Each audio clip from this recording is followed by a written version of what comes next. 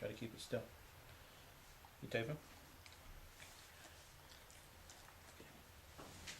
Now, Nandi, stop. Shh, it's okay, baby. On Nandi's nails, because of the color, it's kind of easy to see what's acceptable to cut and what's not. If you cut too deep, you'll cut the flesh underneath and it will hurt and cause bleeding and pain. So you take your time, especially when she cooperates, and just trim off the excess. Don't worry about going too deep. But on the side right here, Nandi, you can see the color changes from whitish to that pink, and that pink is actual flesh and stuff. Stop. Hiding right underneath the nail.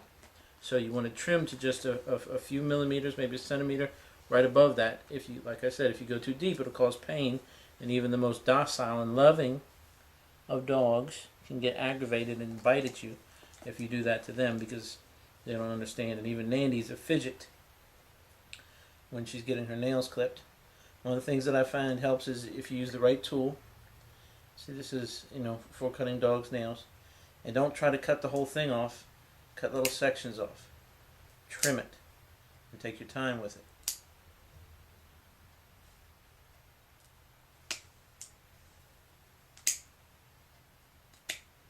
Nandi's nails grow incredibly fast.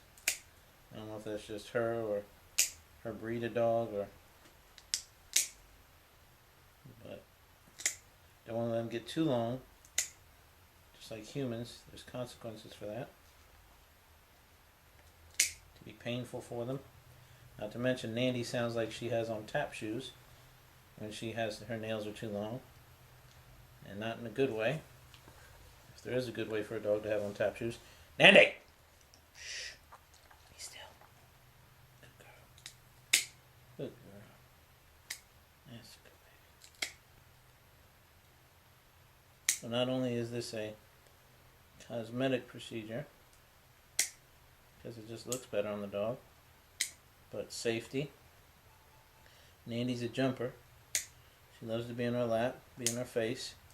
So when she jumps up and she has those big claws, as you can see, they get very long compared to how long this used to be and how long it should be. And even depending upon how active your dog is in digging and messing with things, they can get sharp, very, very sharp.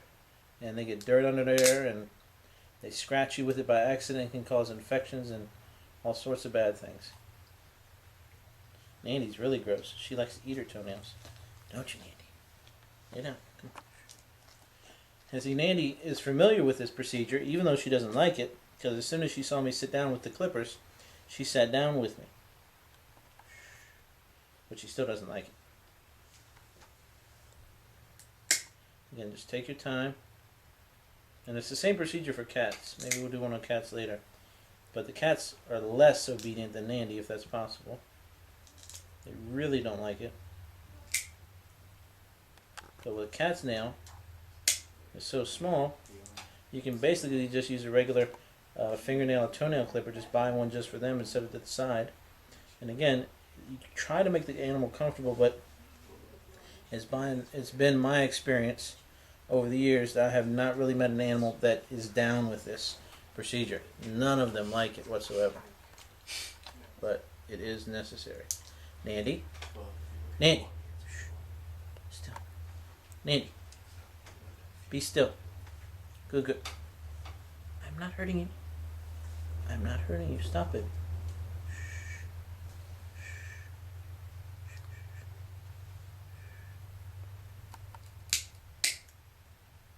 See, and as long as you don't bend the nail or twist it or cut too deep, you will not hurt the animal. And you can build up trust.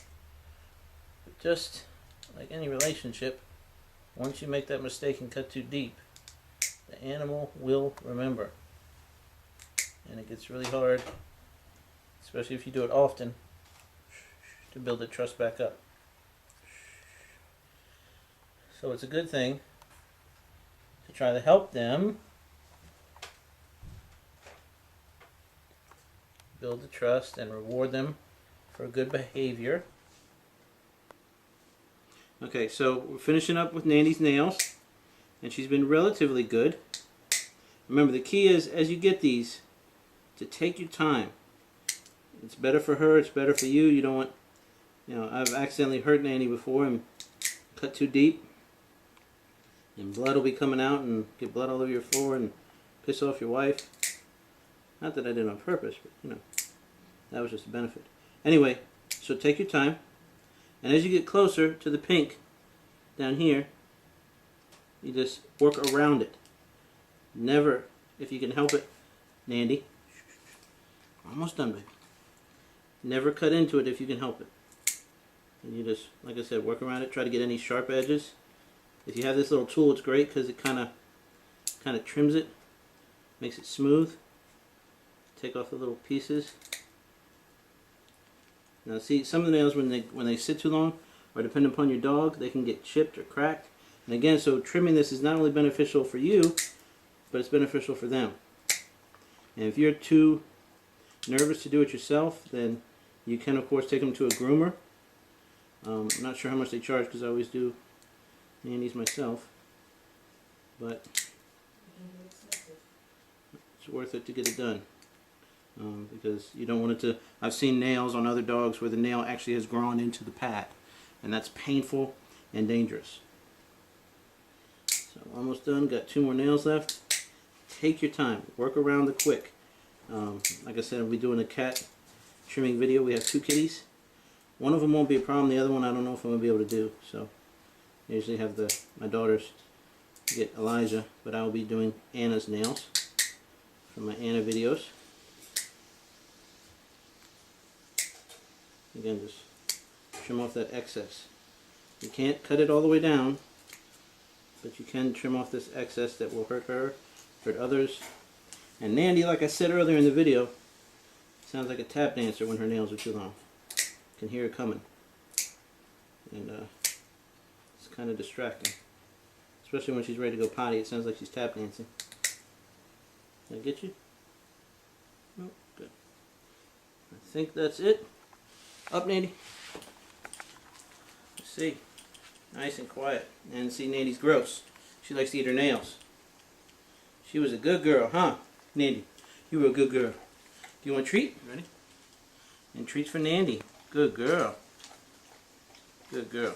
Again, you want to reinforce the positive behavior and just take your time and be gentle. And if you make a mistake, just reaffirm with them that it was a mistake. You didn't hurt them on purpose, and build that relationship. The more you reinforce positive things around this, the less likely they are to dread it. Nandi, like I said, as soon as she sees me with this, she knows what's coming.